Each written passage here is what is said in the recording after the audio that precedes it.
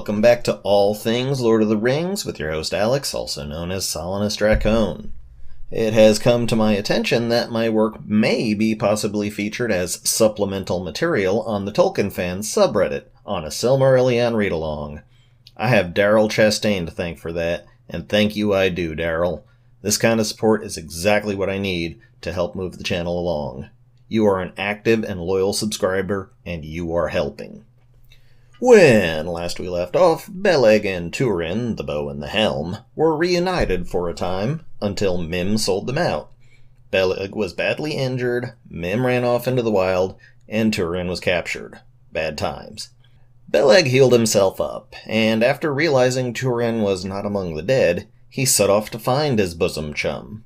Along the way, actually pretty hot on the trail of the Orcish band who had done the attack, he came across a random elf, sleeping at the foot of a dead tree, and looking mighty ragged.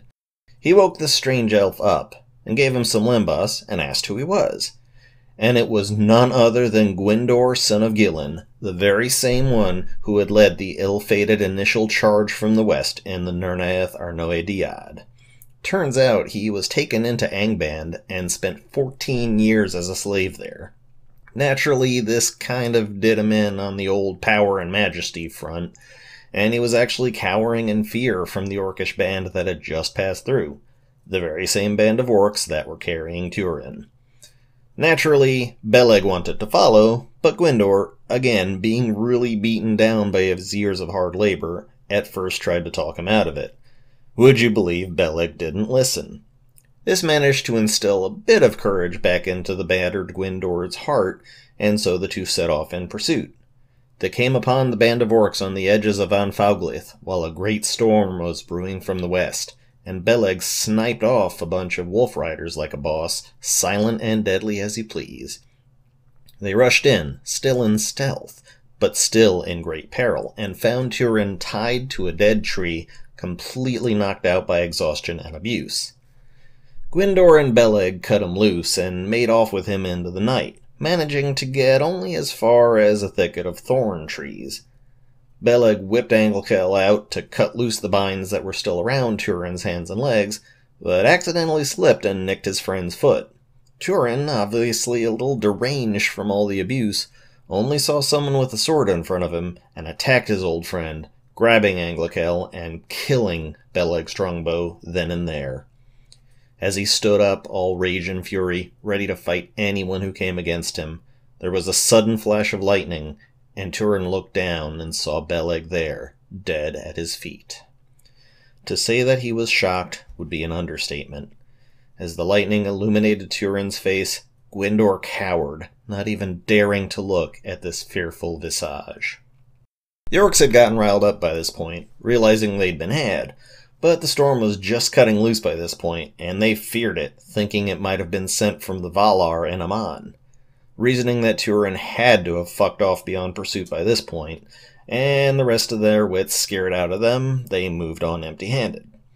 After the storm had broke, after watching the Orcish host moved away, Gwyndor managed to rouse Turin from his grieving stupor just enough to bury Beleg's body in a shallow grave, with his bow Belthrunding. Gwyndor took up Anglkel and the limbus, the fire under his arse having been lit again, and led the still half-comatose Turin away from this sorrowful place. They walked for months, never a word passing Turin's lips, until they came to the springs of Ivrin, west of the river Sirion. There, Gwyndor gave the boy a talking to, telling him to wake the hell up. This was a blessed place, protected by Ulmo. Turin knelt and drank from the waters, and then he fell to the ground, crying out all his pain, all his anguish, all his sorrow and remorse. And sometimes a good cry is what you need. He was able to properly mourn then, to let go, to move on, and he made up a song on the spot to commemorate his fallen elf bro, singing it loudly, without any thought of consequence. Gwyndor gave Anglkel to Turin, and Turin saw that it was pretty banged up, black and dull with blunt edges. Gwyndor said to him, "This is a strange sword, unlike any I've seen before. It mourns for Beleg just as you do. Come with me to Nargothrond. Together we can heal there." Turin was all, "Who are you?" and Gwyndor gave the story. This led Turin to the obvious conclusion, "Oh shit, you must have seen my dad then." And Gwyndor was all, "Nah fam, sorry, but I heard he's still alive and Morgoth put a curse on him." Turin was like, "Yeah, that sounds like Dad." And so they went on into Nargothrond, where, if you recall, Orodreth had shut down all comings and goings with the outside world. They were taken prisoner by the scouts, who wouldn't believe that this battered-down, frail, old-looking elf was the very same Gwyndor that had been the charge-leading badass they once knew of. But there was someone in Nargothrond who did recognize him, Finduilas, the daughter of Orodreth, who had been his bae before the Nirnaeth, and was damn sure going to stay his bae now.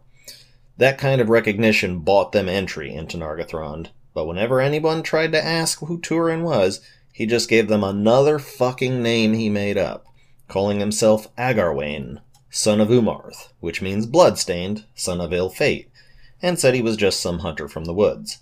Nobody asked questions after that. Anyhow, he got on pretty well in Nargothrond.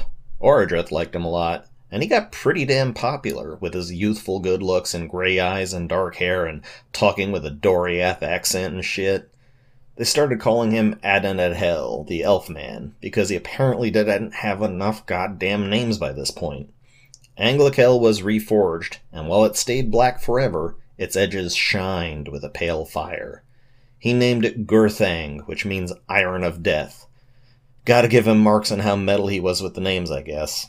Naturally, he fought some evil with them while he was there, and the elves gave him another cocking name, Mormagil, the Black Sword, and talked all this good shit about how the Mormagil can't be killed on purpose, and they gave him dwarven armor, and he found a dwarven mask, and with all that he was goddamn terrifying to his enemies.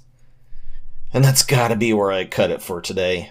Kind of a downer at the beginning, but at the end of every dark night is a dawn, until there's another fucking black night again.